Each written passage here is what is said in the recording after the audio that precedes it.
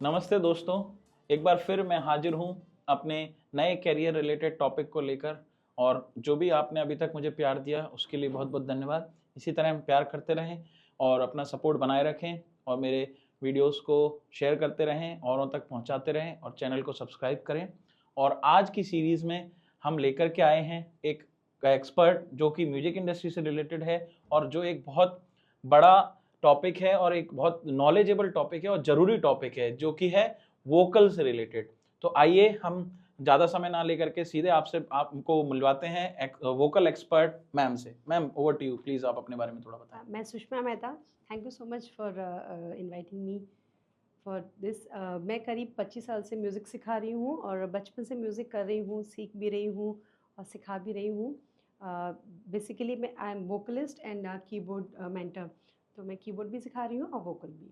तो मैम, ये जो आपने बताया, तो वोकल में किन किन बातों का ध्यान रखना पड़ेगा, और अगर कोई आपके जैसा कोई एक्सपर्ट बनना चाहे फ्यूचर में बच्चे जो, तो वो उनको किन बातों का ध्यान रखना चाहिए और कैसे वो एक्सपर्ट बन सकते हैं। और same applies for the keyboard. Keyboard अगर मैं समझूं तो ये जो केसियो, केसियो तो वैसे तो एक ब्रांड का हाँ, नाम है, लेकिन सिंथेसाइजर भी बोल लोगों ने सकते हैं। हाँ हाँ केसियो से फेमस हो गया है वो, हाँ। बट उसको वैसे सिंथेसाइजर बोलते हैं। तो मैम उसके बारे में भी थोड़ा बताइए कि क्या एज फैक्टर है, क्या कैरियर ऑप्शंस अवेलेबल हैं और कैसे बच्चे सीख सकते हैं और कैसे अपना कैरियर बना सकते हैं। जी, वैसे तो वोकल के लिए आजकल बहुत सारे सोशल मीडिया पे बहुत कुछ अवेलेबल है। ज़रा सा भी आप कोई पॉइंट डालोगे तो बहुत कुछ निकल आएगा। एक्सपर्ट तो ऐसा है कि हम रियाज़ करते रहते हैं तो हम एक्सपर्ट रहते हैं। अदरवाइज़ जैसे ही हम 1-2 दिन छोड़ते हैं म्यूज़िक को, मतलब गाने का रियाज़ छोड़ते हैं, तो हम वापस से पहले वाले स्थान पे आ जाते हैं जहाँ से हमने शुरू किया है। तो सबसे पहले तो यही पॉइंट है कि जब भी हमने सोच रखा है कि हम गाना चाह रहे हैं या हम सीखना चाह रहे हैं, तो हमको सबसे पहले कि ये डिसाइड करना है कि हमें, मतलब बिना रेगुलरली हमें प्रैक्टिस करनी है।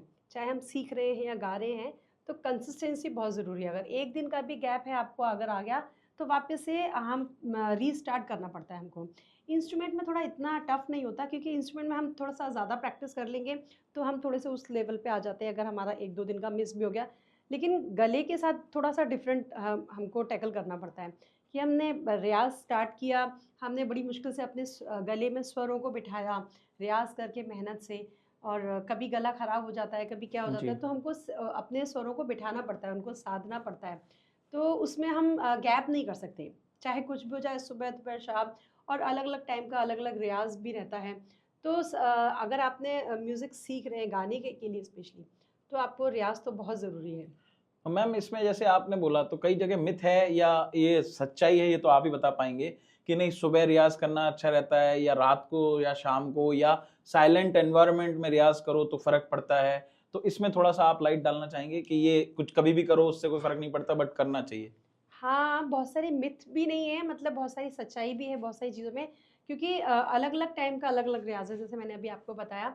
जैसे कि वैसे तो कभी भी हम कर सकते हैं, कहते हैं कि जब जागो तभी सवेरा है, बिल्कुल मैम। लेकिन रियाज़ का कोई समय नहीं है, लेकिन फिर भी पर्टिकुलर है, कई चीज़ों के लिए अलग-अलग समय। जैसे कि हमने स्वरों को साधा, शाम का रियाज़ थोड़ा अलग होता है, उसमें शुद्ध स्वरों का और थोड़े तीव्र स्वरों का रियाज़ करते हैं, तो एक अलग मूड भी बनता है हमारा। और शुद्ध स्वरों को साधने के लिए शाम का टाइम भी और दोपहर का टाइम कभी, लेकिन पर्टिकुलर हमें अपने रेंज पर हमें जब काम करना होता है, सारे सप्तकों पर या स्केल पर कहेंगे, लोअर स्केल पे करनी है, तो हमें उसके लिए मॉर्निंग रियाज ही बेटर रहता है ना। लेकिन आजकल का टाइम, लाइफस्टाइल बच्चों का चेंज है, बच्चे काफ़ी सीखते हैं जो भी आते हैं मेरे पास। तो वो कहते हैं हम सुबह 4 बजे नहीं उठ पाते, हम सोते ही 3 बजे या 2 बजे, तो हम 4 बजे या 5 बजे का, जिसको कहते हैं ब्रह्म मुहूर्त जी का जी जो जी जी रियाज़ होता है, वो हम कैसे करें? तो हम यही सोच रहे थे, आप 3 बजे तो सो ही रहे हो या 4 बजे तक जग रहे हो, तो उसको रियाज़ करके फिर सो जाओ, जी है ना? वो 15-20 मिनट का या आधे घंटे का रियाज़ है, तो जी इतना तो जग लिए तो इतना और जग जाओ। जी क्योंकि बहुत मुश्किल है बच्चों को आजकल उन अपने हिसाब से समझाना, जी मैम। क्योंकि वो चाहते तो हैं वो सब चीज़ें करना, मतलब पुरानी चीज़ों को करना चाहते हैं, पुरानी तरीके से भी करना चाहते हैं, क्योंकि अब गाने में कोई शॉर्टकट नहीं है कि जी हमने 2 घंटे ज़्यादा रियाज़ कर लिया, तो हम उस लेवल पे आ जाएँगे। हमारा गला है, मशीन नहीं है जिसको हम अच्छे से कर सकें। तो ये रहता है, तो टाइम तो कोई भी हो सकता है, लेकिन कुछ चीज़ों के लिए अलग-अलग टाइम है, अपनी रेंज बढ़ाने के लिए। रेंज ऐसा नहीं कि हम खींचे अपनी आवाज़ को ज़ोर से, तो हमारा गला सेट हो जी जाएगा। ये पर्टिकुलर प्रोसेस है, धीरे-धीरे, धीरे-धीरे होती हैं सब चीज़ें।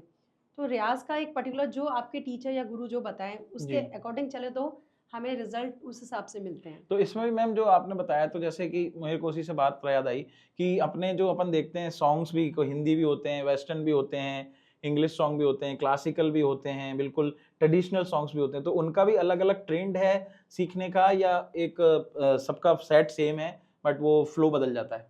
नहीं, चेंज तो है बहुत सारी चीज़ें। अब जैसे कि अगर हमें इंडियन स्टाइल से सीखना है या इंडियन क्लासिकल सीखना है या बॉलीवुड सीखना है या लाइट सिंगिंग जिसे करनी है या गीत गज़ल या भजन जी। के लिए, तो उसके लिए हमें इंडियन सीखना ही पड़ेगा।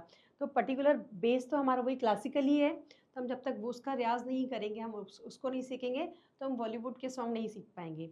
तो वो तो हमारा बेस है, हम उसके बिना हम कुछ कर ही नहीं सकते। लेकिन कुछ लोगों को गॉड गिफ्ट है, वो लोग कुछ भी गा लेते हैं, जी। वो जैसे किशोर कुमार हैं, वो कुछ भी गा लेते हैं।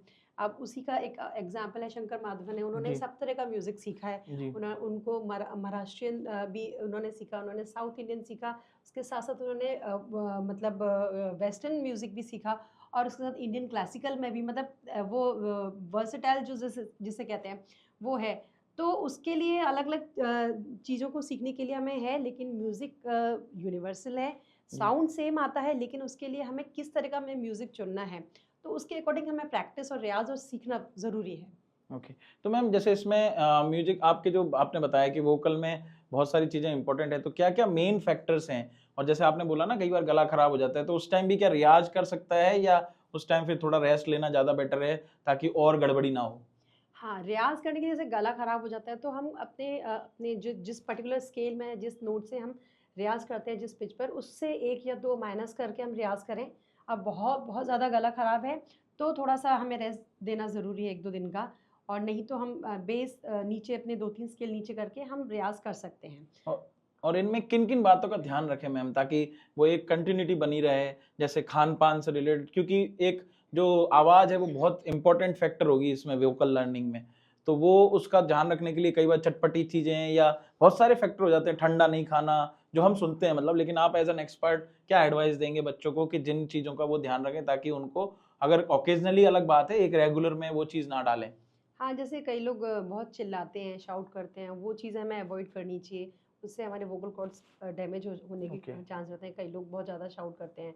जैसे गाने के टाइम पे तो ठीक है, बाकी फ्रेंड्स के साथ हैं, पार्टी कर रहे हैं, तो ऑटोमैटिकली भीड़ में आवाज़ हमारी तेज़ हो जाती है। तो ये सब इसका ध्यान ज़रूर रखना पड़ता है और हमको क्या कहते हैं जैसे ठंडा बहुत ज़्यादा ले लेते हैं, एकदम से चिल्ड वाटर पी लिया हमने, तो गला आपका एकदम से पकड़ लेगा और रियाज़ करने के इमीडिएटली आपने ठंडा पानी पी लिया तो भी गला पकड़ लेगा। तो ये सब चीज़ों का ध्यान थोड़ा नॉर्मल होने के बाद, रियाज़ करने के बाद या गाने के बाद थोड़ा-सा गैप देके 2-4 मिनट का, फिर थोड़ा नॉर्मल पानी ही पीना चाहिए। बहुत ज़्यादा चिल्ड पिएँगे तो वैसे भी आप नॉर्मल इंसान जो नहीं गाता है, उसका भी गला ख़राब हो जाता है। धूप में जाना, एकदम से ठंडे में आ जाना धूप से और गरम-गरम खाने के इमीडिएटली ठंडा पानी पी लेना, वो भी इफ़ेक्ट करता है। कई बार मीठा खाने से भी गला हमारा हो जाता है, जिससे लिक्विड चाशनी वाली चीज़ होती है। तो ये सब छोटी-छोटी चीज़ें हैं, जब हम रियाज़ हमारा जी। रहता है गला रियाज़ी गला हो जाता है, जब हम सिर्फ़ इन चीज़ों का ध्यान रखना पड़ता है। क्योंकि उस टाइम हमारा सेंसिटिव हो जाता है गला, तो और सेंसिटिव होने के बाद फिर हम उसको अपने गले को छेड़ेंगे तो मतलब लाज़मी है वो जी, ख़राब होगा ही। बिल्कुल। तो और इसमें और अगर हम इसको एज़ अ प्रोफ़ेशनल करियर लेना चाहें, तो ये इसमें कितना टाइम देना चाहिए और किन-किन बातों का ध्यान रखना चाहिए और कैसे बच्चे सीख सकते हैं इस चीज़ को? और ये क्या एक्चुअली वोकल के अंदर आता क्या-क्या है? अगर बच्चों को अपन एक जो थोड़ा-सा दूरदर्शिता दिखाएँ कि ये चीज़ें हैं जो वोकल के अंदर आती हैं, और सेम एप्लाइज़ टू दी कीबोर्ड। तो कीबोर्ड में क्या-क्या चीज़ें होती हैं और ये एक ऐसा इंस्ट्रूमेंट है, इसको सीखने के लिए क्या-क्या आपको नॉलेज होनी चाहिए एज़ अ बेस, क्योंकि हर चीज़ का बेस ज़रूरी है। बेस अगर आपका स्ट्रॉन्ग नहीं है तो आगे चल के चलिए अगर कहीं न कहीं आप निकल भी गए, बट कहीं न कहीं आप ज़रूर अटक जाएँगे। तो इसलिए हमेशा कहा जाता है कि base should be always strong. तो येस। उसमें आप थोड़ा-सा प्रकाश डालें मैम, जो ताकि अब दोनों वोकल और कीबोर्ड दोनों के लिए किन-किन चीज़ों का ज़रूरी है? हाँ, आपने दोनों चीज़ों और के अलग-अलग बहुत सारे सवाल एक साथ पूछ हाँ लिए। मैम, मैंने इसलिए ताकि आप अब एक-एक करके अपने हिसाब से जी। जो पहले बताना चाहें वो आप हाँ, यूज़ कर वो सकते ये वैसे वोकल के लिए जो है हमें अच्छे गुरु का चयन करना चाहिए। अगर बच्चों ने जॉइन किया तो ऑफ कोर्स पेरेंट्स ही इस चीज़ का ध्यान रखेंगे। तो वो है कि पहले तो पेरेंट्स इस माइंडसेट से आते हैं कि हमें कितना सिखाना है, कि हमें कितने दिन में आ जाएगा बच्चे को गाना गाना अपने आप गाना आ जाएगा। बहुत सारे सवाल ऐसे हैं जो कि ये एक तो लॉन्ग प्रोसेस है। अब जब हम स्कूल में बच्चों को एडमिशन कराने जाते हैं, जी, तो हम ये तो नहीं पूछते कि हमारा बच्चा क्या बनेगा, डॉक्टर बनेगा बिल्कुल। कि इंजीनियर बनेगा। क्लास 1 में अगर जी, जॉइन कराते हैं तो हमको लंबा प्रोसेस है। ये इसीलिए टीचर का चयन करना बहुत सही है। और लंबा प्रोसेस है, रियाज़ डेली करना है। ऑकेज़नली कभी एग्ज़ाम वगैरह कुछ किसी रीज़न से 1-2 दिन का गैप आ जाए तो बात अलग है। रियाज़ तो डेली करना है, चाहे वो कीबोर्ड सीखे, चाहे वोकल सीखे, कुछ भी सीखे। और बहुत सारा इसमें वोकल में बहुत सारे देखा जाए तो बहुत सारा स्कोप है सीखने के लिए। डिपेंड करता है कि अगर किसी ने बड़े ने जॉइन किया है, किसी से कुछ लोग सोचते हैं कि हमको एज़ अ टीचर बनना है या जी, परफॉर्मर बनना है, या सिर्फ़ हमें स्टेज शो ही करने हैं या जो भी है उसको है, तो उसके अकॉर्डिंग हमें अपना पूरा सेटअप करना पड़ता है। मतलब उस बच्चे को सोचने के लिए कि हमें ये इस चीज़ इस लाइन में जाना है। जी, और स्टडी पॉइंट ऑफ व्यू से करना है कि हमें एज़ अ एजुकेशन या एज़ अ टीचर या लेक्चर में जाना है, लेक्चरशिप में। तो उसके अकॉर्डिंग उसको डिप्लोमा और कोर्सेज़ वगैरह है, वो सब चीज़ जॉइन करनी चाहिए। अपने इंडियन क्लासिकल के लिए स्कूल में भी अवेलेबल है म्यूज़िक, मतलब एज़ अ सब्जेक्ट। अब उसके में अलग-अलग पार्ट हैं, इंस्ट्रूमेंट में जाना है उसको या मतलब वोकल में जाना है, वो सब्जेक्ट हैं। डिप्लोमा कोर्सेज़ भी इनके अलावा स्कूल कॉलेज में है सब्जेक्ट, वहाँ वो सीख कर के डिग्रीज़ लेकर के आगे बढ़ सकते हैं। फिर एग्ज़ाम भी होता है नेट सेट, प्रोफ़ेसर के लिए लेक्चरशिप के लिए जा सकते हैं। तो स्कोप ये तो एज़ अ टीचिंग लाइन के लिए हो गया। उसके साथ-साथ जैसे कुछ लोग एज़ परफ़ॉर्मर भी करते हैं, उसके लिए फिर ये है कि आप एकदम से या तो आप किसी आर्टिस्ट वाले फैमिली में अगर आप पैदा जी, हुए हैं तो आपको स्कोप जल्दी मिल जाएगा। जी, मतलब ऐसा मतलब फ़ेम के लिए भी, जी, तो आपको इतनी जद्दोजहद नहीं करनी जी, पड़ती। अगर आप जैसे हम में से किसी को करना होगा तो हमको उसके लिए छोटे-छोटे शोज़ अपने लिए ऑर्गेनाइज़ करने, आजकल बहुत सारा सिस्टम में है, सब कुछ सोशल मीडिया पे है। और वही जैसे रील्स वाला जो है, लेकिन उसमें ये है कि जल्दबाजी ना करें कि हम उस लायक हो जाएँ। स्टूडियो में अपने गाने अगर आप प्रोड्यूस करते हैं या कंपोज़ करते हैं, लिखते हैं, तो अब भी बहुत सारे हैं कि आप धीरे, लेकिन उसमें आपको धैर्य और पेशेंस बहुत ज़रूर चाहिए। जी, क्योंकि एकदम से आप एकदम से चमक नहीं सकते। वो डिपेंड करता है, लोगों पर डिपेंड करता है आपको कितनी आपकी आवाज़ पसंद आती है, या गाना या आपकी कोई धुन कितनों को पसंद आती है। वो है कि रातों-रात में हो सकता है आप जी, सितारे जी, भी बन जाओ, और रातों-रात में हो सकता है आप जी, देखते रहो। आजकल बच्चे यही करते हैं कि मेरे कितने गाने पे लाइक आए और कितना जी। वो पसंद किया, वह जी, वो आपने काउंट करते बताया हैं। अभी कि लिखते भी हैं, तो क्या लिखना और वो गाना दोनों सेम है या ये 2 अलग-अलग फ़ील्ड हैं? अलग-अलग फ़ील्ड भी है, कुछ लोग एक साथ भी कर लेते हैं, जैसे कुछ लोग कंपोज़र जिसे कहते हैं, जिसने म्यूज़िक सीखा है, तो वो उसके राइमिंग के अकॉर्डिंग वो गाना जो लिखते हैं, उसके हिसाब से कंपोज़ भी कर लेते हैं। और वो दोनों चीज़ों पे कुछ लोगों के साथ ये है, काफ़ी स्टूडेंट हैं मेरे भी जो निकले हैं, इन्होंने कंपोज़ भी किया है और राइटिंग में भी है कि मतलब लिखते भी हैं, राइटर भी हैं। जैसे आजकल बहुत ट्रेंड सुनाई दे रहा है कि सॉन्ग राइटर और कंपोज़र, तो दोनों चीज़ें साथ भी हैं। ओके। तो मैम इसमें कुछ इंस्टीट्यूट या उसके बारे में आप बताना चाहेंगे या आप कैसे सिखाते हैं? हम तो वही बेसिक से ही सिखाते हैं पूरा। सॉरी।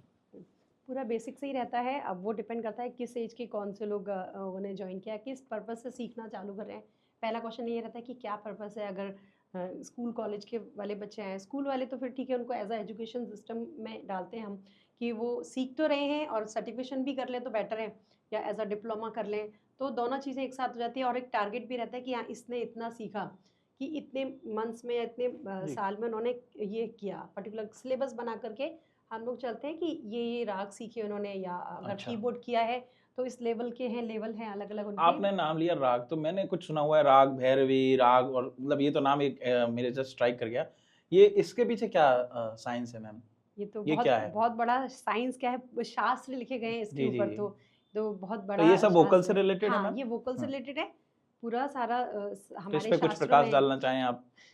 हमारे इंडियन क्लासिकल म्यूज़िक में 2 महान संगीतज्ञ हुए थे, पंडित भातखंडे जी और पंडित पलुस्कर जी, दिगंबर पलुस्कर जी। तो इन दोनों ने अपनी स्वर लिपियाँ लिखी हैं, है ना? और इन्होंने एक संगीत जगत में बहुत ज़्यादा क्रांति लेके आई। जैसे कि आम लोगों के लिए नोटेशन मतलब एक स्वर लिपि जिसे कहते हैं, वो राइटिंग में नहीं था। तो उन गुरुओं को सुन के उन्होंने एक ईज़ी प्रोसेस बना दिया कि हम लोग समझ सकें उसको लिखा हुआ। जैसे वेस्टर्न नोटेशन होती है वो भी मतलब जी, ओके। तो मैम अब जैसे अभी अपन ने अभी इतनी देर बात की वोकल से रिलेटेड, अब आप चूंकि एज ए कीबोर्ड भी एक्सपर्ट हैं, तो let us focus on some related to keyboard. तो मैम कीबोर्ड के बारे में अब थोड़ा सा आप स्पेसिफिक टू कीबोर्ड कुछ बताएं कि क्या क्या बातों का ध्यान रखना चाहिए, और क्या एज फैक्टर सही रहता है, क्योंकि किस केसियो या जिसको अपन कीबोर्ड बोलते हैं वो बजाने के लिए क्या और क्या क्या बातों का ध्यान रखना चाहिए, और कैसे उसमें भी कैरियर बनाया जा सकता है। जी हाँ, उसमें भी बहुत ज़्यादा स्कोप है, मतलब ओवरऑल म्यूज़िक में हर चीज़ जी में स्कोप है। डिपेंड करता है आपने क्या चूज़ किया और उसमें कितनी मेहनत करते हैं। केसियो तो गलत वर्ड बोलते हैं, वो कंपनी का नाम हो गया जी केसियो है ना, तो जी इलेक्ट्रॉनिक कीबोर्ड या सिंथेसाइज़र बोल सकते हैं जी उसको हम, जी बेटर साउंड आता है। और इसमें जैसे कि 4 प्लस ईयर से मतलब वो उसकी कोई लिमिट ही नहीं है ऐज की, तो कोई भी सीख सकता है उसको। अब ये वेस्टर्न इंस्ट्रूमेंट है, ये इंडियन इंस्ट्रूमेंट भी नहीं है, तो बेटर है कि हम इसको अगर वेस्टर्न तरीके से ही सीखें तो ज़्यादा बेटर है। जैसे कि इसके स्केल्स वगैरह हैं, राइट हैंड, लेफ्ट हैंड है, फिर बोथ हैंड आ जाते हैं। कीबोर्ड इसमें लेफ्ट हैंड जो है वो कॉर्ड पार्ट चलता है अपना, जी कॉर्ड लगाते हैं। कुछ लोग पियानो स्टाइल डिफरेंट होता है, वो भी उसके अकॉर्डिंग भी सीखते हैं। तो ये रहता है, इसके भी कोर्सेज़ हैं, ट्रिनिटी से हम लोग जी करवाते हैं कोर्सेज़। तो लेवल है इसके 8 लेवल होते हैं, initial to okay grade 8। Great Covid के बाद सबसे एक अच्छी चीज़ हो गई कि ऑनलाइन प्रोसेस स्टार्ट हो गया है। ओके जैसे कि पहले यूके से यूएस से ही आते थे जी एग्जामिनर, लेकिन अभी भी आते हैं, लेकिन अभी ये कि बच्चों को जल्दी करने का है। पेरेंट्स भी चाहते हैं कि 10th बोर्ड से हम कुछ जैसे कि 3-4 एग्जाम हो जाए, तो जी उसका बेनिफिट उनको एडमिशन में, हायर एजुकेशन में भी मिलता बिल्कुल है। बिल्कुल कॉलेज वगैरह में भी इसके जी कुछ पर्टिकुलर पॉइंट्स मिलते हैं कि हम्म इसने कुछ सर्टिफिकेशन किया है तो। तो वो लेवल है, वो जैसे 6 मंथ में एक ग्रेड कई बच्चे कर लेते हैं। जैसे जी डिपेंड करता है, स्टूडेंट पे डिपेंड करता है जी कि वो कितनी जल्दी ग्रास्प करते हैं। तो उसके अकॉर्डिंग 6 मंथ में कुछ कर लेते हैं, कुछ लोग ग्रेट साल में 2 एग्ज़ाम भी दे लेते हैं। हम्म तो ये बेनिफिट रहता है कोविड के बाद जो आया है ऑनलाइन मैम प्रोसेस। अभी आपसे पहले मैं एक गिटारिस्ट से बात कर रहा था जो एक काफ़ी सीनियर गिटारिस्ट हैं, और उन्होंने अभी गिटार सिखाते हैं वो, तो जैसे उसमें भी हमने उनसे पूछा कि वो जैसे कई बच्चे होते हैं ना, उनको एक सॉन्ग सीखना है और उसके बाद में वो फेम के चक्कर में बस सीख लिया और कर दिया, तो क्या सेम केसियो में भी कि भाई एक सॉन्ग सीख लिया तो आप 50 सॉन्ग बजा सकते हो, या एटलीस्ट उसमें आपको कुछ ऐसी चीजें सीख लो तो जरूर आप 50 सॉन्ग भी बजा पाओगे, जरूरी नहीं है आपको कि सारे सॉन्ग सीखना हो, क्योंकि वही बात है, आज एक सॉन्ग फेमस है कल दूसरा आ जाएगा, बट अगर उसका बेस पता है कि वो सॉन्ग बजेगा कैसे, जैसे गिटार में सर ने बताया था कि कुछ की नोट्स होते हैं ABCD या माइनर मेजर, उनको ध्यान में रख के अपन चेंजेस करके बजा सकते हैं, वेराइटीज ऑफ। तो ऐसे ही केसियो में भी क्या हम डिफरेंट जो प्रोसेस हैं उसको फॉलो करके हम ओल्ड सॉन्ग्स भी बजा सकते हैं, न्यू भी बजा सकते हैं, और अपकमिंग सॉन्ग्स या इंग्लिश सॉन्ग भी बजा सकते हैं, क्योंकि रोज आपके पास आना भी पॉसिबल नहीं है बच्चे के लिए, और हाँ ऑनलाइन सीखेगा तो हो सकता है सही बजाए गलत बजाए, बट सेल्फ लर्निंग कैसे कर सकता है वो। सेम है, पैटर्न सेम है। स्केल्स इसमें कीबोर्ड में भी सीखने होते हैं आपको। सारे मेजर स्केल है, माइनर स्केल है, सी मेजर, डी मेजर, सारे ऑल स्केल सेम हमें फिर लेफ्ट हैंड पे भी अप्लाई करने पड़ते हैं। उसके साथ हमें कॉर्ड सुनने होते हैं, जी बजा करके उनको प्रैक्टिस करनी होती है। सेम प्रोसेस है कि हमारा अगर बेसिक कॉन्सेप्ट क्लियर हो जाएगा, जो मतलब पूरा जी जी फाउंडेशन जी है, तो हम ज़रूर 50 सॉन्ग मतलब बजा सकते हैं, या कोई भी सॉन्ग बजा सकते हैं। अब उस पर डिपेंड करता है हमारे ईयर कितने स्ट्रॉन्ग है, हम अच्छा कितना सुनते हैं म्यूज़िक। जी सारी चीज़ें एक साथ जुड़ी हुई हैं। सीखना अलग है, सुनना अलग है, और फिर उसके बाद हमारा सबकॉन्शियस माइंड में चीज़ें चली जाती हैं, साउंड अच्छा आ जाता है, फिर हम उसको अप्लाई कर सकते जी हैं, सुन कर के हम जी बजा सकते हैं, क्योंकि क्योंकि आपने जैसा बोला ना कि भाई स्कूल वगैरह में कॉलेज वाले फंक्शन के लिए बच्चे सीख लेते हैं या समर हाँ, ट्रेनिंग के, तो उनको एक प्रोग्राम में बस एक गाना बजाना है, उसके बाद में या तो वही बजाते रहेंगे या फिर भूल गए, तो वो भूले ना, और अगर वो रेगुलर प्रैक्टिस कर रहे हैं और उसको एज अ कैरियर ले रहे हैं तो उनको सब कुछ बना जाना चाहिए, क्योंकि अगर वो ऑर्केस्ट्रा में भी जाएंगे या कैरियर रिलेटेड बड़े म्यूजिशियन के पास भी जाएंगे तो वो कुछ भी बजवा सकता है, कोई नई धुन भी बजा सकता है।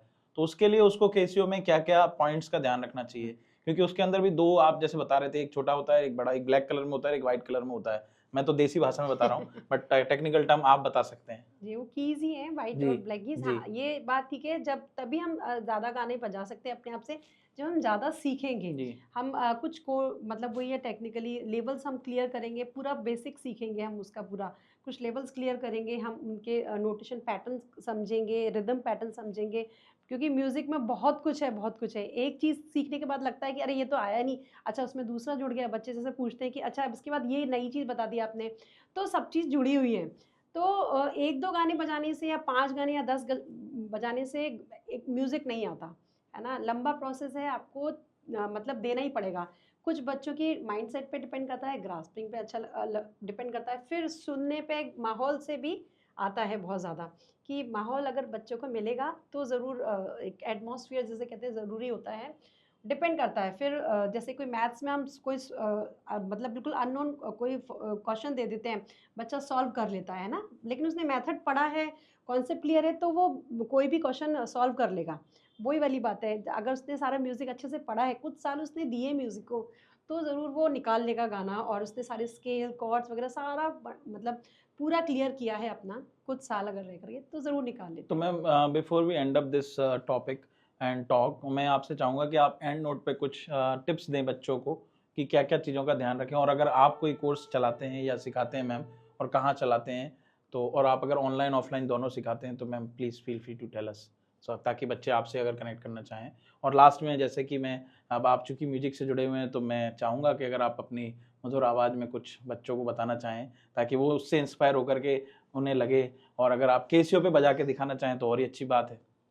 बिल्कुल, बिल्कुल, यही over to you tips ma'am. है, जैसे कि हम म्यूज़िक ने हमने सोचा है सीखना है, या हमको मतलब कीबोर्ड सीखना है, तो हमको जी, जी। मतलब बहुत ज़्यादा मेहनत करनी ही करनी है, अपना टाइम शेड्यूल इस तरह से मतलब हाँ, बनाना है। कितना मतलब मिनट हाँ, मिनिमम मतलब कितना हमें देना चाहिए एटलीस्ट टाइम? शुरुआती दौर में, या मतलब इनिशियली हमको 1 घंटा तो हमें देना पड़ेगा, क्योंकि हमें स्केल अगर बजाने हैं कीबोर्ड में, तो मेजर, माइनर, उसमें मतलब थोड़ा-सा एक्सरसाइज़ वगैरह में हमारे 15-20 मिनट तो यूँ ही चले जाते हैं।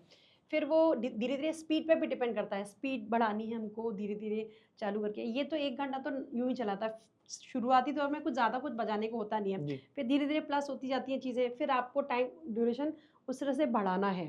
फिर आपको मतलब म्यूज़िक को अगर समय दे रहे हैं आप एज़ अ स्टूडेंट हैं, जी मैम। बाकी चीज़ें आपकी सफ़र ना करें, पढ़ाई डिस्टर्ब ना करें, आपके पेरेंट्स आपको बार-बार ये कि हर वक़्त म्यूज़िक लेकर के बैठ जाते हैं या गाने बजाने ही बैठ जाते हैं, तो उसका भी हमें ध्यान रखना है, ताकि अगर जी, हमें हमारी हॉबी है और हमको पसंद है, जी, म्यूज़िक करना है, तो हमें मैनेजमेंट करना पड़ेगा टाइम का, बिल्कुल, ताकि बिल्कुल। हमें किसी से शिकायत ना हो। मतलब आप सीखने जा रहे हैं, म्यूज़िक जी, सीख रहे हैं, आपके पेरेंट्स फीस भी दे रहे हैं और टाइम भी दे रहे हैं, छोड़ना, लाना, ले जाना भी कर रहे हैं, जी, ऑनलाइन भी अगर कर रहे हैं, तो इन सब चीज़ों का पेरेंट्स को भी थोड़ा-सा ध्यान रखना पड़ेगा कि मतलब म्यूज़िक के लिए भी टाइम निकालें। जैसे कुछ लोग एडमिशन तो करा देते हैं, लेकिन देखते ही नहीं बच्चे ने क्या सीखा। जी, फिर जब जैसे ही एक मतलब टर्म खत्म होता है, 3 जी, मंथ या 6 मंथ होता है, फिर जी। उनको लगता है अच्छा कुछ बजाया है या नहीं, या हुँ, कुछ सीखा नहीं, तब उनकी घंटी बजती है। हुँ। तो बेटर है कि मतलब हम हर चीज़ के लिए टाइम दें, जी, ना जी, सिर्फ़ एक एडमिशन कराना, और बच्चों को सिर्फ़ ठीक बिल्कुल। है हम देखा-देखी भी कई लोग एडमिशन करा देते हैं कि उसका बच्चा भी जा रहा है, हमारा बच्चा भी जा रहा है, तो ऐसा भी नहीं हो कि फिर उसकी क्वालिटी भी देखें कि उसका रुझान है भी, या हमने सिर्फ़ ऐसे ही डाल दिया। ऐसा कोई मैम आप इंसिडेंट शेयर करना चाहें जिसमें ऐसा हुआ हो, आपने देखा लेकिन फिर पेरेंट्स को लगा कि ये तो ऐसे ही चल रहा है? हाँ, अगर ऐसे ऐसा कोई कई हो? इंसिडेंट हैं वैसे तो, है ना? मतलब देखा-देखी भी कुछ फैमिली में से जी, 3-4 बच्चे हैं, तो 1 बच्चा भी जा रहा है, तो 2 बच्चों को और एडमिशन करा दिया, है ना? लेकिन एक और फैमिली में है, मुझे याद है कि उनके यहाँ से 1 बच्चे ने सीखा, जी, तो 5 और बच्चे उनके यहाँ, और सबने बहुत अच्छा किया, और अभी भी हैं, जो बहुत अच्छा कर रहे हैं। मतलब ऐसा नहीं कि एक फैमिली, जैसे कई सारे उदाहरण हैं ऐसे, जो बहुत सारे इधर-उधर सीखते हैं, और फिर जी, वो हम ले देखने करा दिया। बच्चे को घुस ही नहीं रहा दिमाग में म्यूज़िक, या ताल नहीं आ रही। कहते हैं म्यूज़िक में तो ताल, सुर जी मैम। सुर चला जाए तो कोई बात नहीं, कि ताल बेताला नहीं होना चाहिए। जी। अब वो सुर में है, लेकिन वो ताल में ही नहीं बैठ पा रहा, तो भी बहुत मुश्किल होता है। कुछ लोगों को हमें ही मना करना पड़ता है कि नहीं, मुश्किल हो हाँ रहा मैम, है। आपने एक बात छेड़ दी, तो एंड ऑन नोट से पहले ही मैं ये दोनों बात पूछना चाहूँगा आपसे कि ये सुर और ताल का क्या कॉम्बिनेशन है मैम? बहुत बड़ा ताल है, जैसे कि हमारे शरीर में अगर नर्व्स बंद हो जाए, तो जी, प्राण चले जाएँ, तो वो एक तरह की जान है। जी, ताल जो है, मतलब संगीत में मतलब ताल ही सुर का प्राण माना गया है। अच्छा। तो दोनों चीज़ें अलग नहीं है। और ये जो कोर्स अपना होता है उसमें ये सारी चीज़ें मैच होती हैं मैम? और इसका भी कोई गवर्नमेंट रिकॉग्नाइज्ड कोर्सेज़ भी हैं? हाँ, आपके गवर्नमेंट है। नॉलेज में अगर हैं तो बताएँ मैम? जी हाँ, बहुत सारी यूनिवर्सिटीज़ हैं अभी, जैसे भातखंडे जी की तरफ से, ये इलाहाबाद से होता है, एक प्राचीन संगीत संस्था है, वहाँ से जी, होता है। अपने दोनों हैं, गांधार से भी होता है। ये पूरे ऑल इंडिया लेवल पे एग्ज़ाम होते हैं इंडियन क्लासिकल के तो। जी, और बाकी वेस्टर्न है जो हम कराते हैं, हाँ, ट्रिनिटी कॉलेज का कराते हैं, ओके। कीबोर्ड में भी कराते हैं, और और ये मतलब आप दोनों तरह से कराती हैं मैम, ऑनलाइन और ऑफलाइन हाँ, दोनों? ऑनलाइन, ऑफलाइन दोनों अवेलेबल है। वही और है समय ऑनलाइन की। कहाँ, मतलब ऑफलाइन कहाँ पे है ये आपका ऑफलाइन हमारा सेंटर? मालवीय नगर में है, लीडिंग नोट म्यूज़िक अकेडमी के नाम से ओके, ये है। Okay ma'am, thank you, but can you please Singh something for us? कोई भी आपका, चाहे आपने जिससे शुरुआत की हो अपनी जर्नी की, चाहे वो सॉन्ग सुना दें, तो ओल्ड सॉन्ग से लोगों को या कोई नया सॉन्ग जो भी आप अच्छा लगे ma'am, just and we can end this. गाना एकदम से याद नहीं आता कई कोई सा भी बार। मैम, जो भी आपको ठीक लगे। चलिए मैं एक सुनाती हूँ, पुराना ही गाना है, लता जी का गाया हुआ। हम्म, बिना नोट के, बिना जी जो भी मैम आप जैसे भी कंफर्टेबल है। आगे भी जाने न तू, पीछे भी जाने न तू, जो भी है बस यही एक पल है। आगे भी जाने न तू, पीछे भी जाने न तू, जो भी है बस यही एक पल है। अनजानी राहों में बाहों का डेरा है, अनजानी राहों ने हम सबको घेरा है। जीने वाले सोच ले, यही वक्त है कर ले पूरी आरज़ू। आगे भी जाने न तू, पीछे भी जाने न तू, जो भी है यही एक पल है। Very good ma'am, thank you very much. और इसी बात से मैं एंड भी करना चाहूँगा, उन्हीं बच्चों को भी कहना चाहूँगा, जैसे कि ये सॉन्ग बोल रहा है कि बीत गई बात उसको ना सोच, आगे क्या होगा उसकी भी ना सोच, फ्यूचर का जो होगा देखा जाएगा, लेकिन उस फ्यूचर को बनाने के लिए आप करंट में रह करके अपने प्रेजेंट को सुधार सकते हैं। और अगर आपका म्यूजिक में इंटरेस्ट है और अगर आप वोकल में इंटरेस्ट ले रहे हैं, तो मैम ने जो टिप्स दिए हैं, जो इनपुट्स दिए हैं और कीबोर्ड के बारे में जो मैम ने इनपुट्स दिए हैं, उनको ध्यान में रख करके आप अपना करियर बना सकते हैं और अपने फ्यूचर को इस इंडस्ट्री में अपना नाम कमा सकते हैं। जैसे बड़े बड़े इंडस्ट्रियलिस्ट हुए हैं और जैसे मैम है 25 साल से इस इंडस्ट्री में, आप भी इस इंडस्ट्री में अपना नाम कमा सकते हैं। और हो सकता है आने वाले समय में आपका इंटरव्यू लूँ और आपसे टिप्स लूँ। तो इसी के साथ मैं thank you ma'am for giving us a time and sharing your valuable inputs which will help my students and listeners। और इसी के साथ thank you, do subscribe my channel and we'll get back with a new session next episode। Thank you।